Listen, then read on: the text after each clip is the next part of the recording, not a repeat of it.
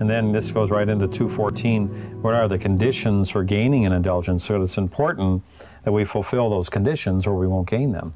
Yes. The conditions are, we must be in state of grace, because a person who is not friend of God and not a good member of the church because he mortal sin is not fit. Right. So the person must be in state of grace.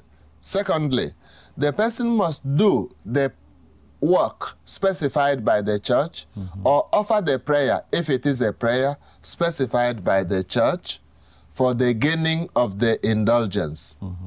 And thirdly, the person must have the intention to gain the indulgence. Right. Not too difficult. No, but it forces us to make an act of the will to open up that added satisfactory power. It does. That's right. So it does. The awareness of it is important.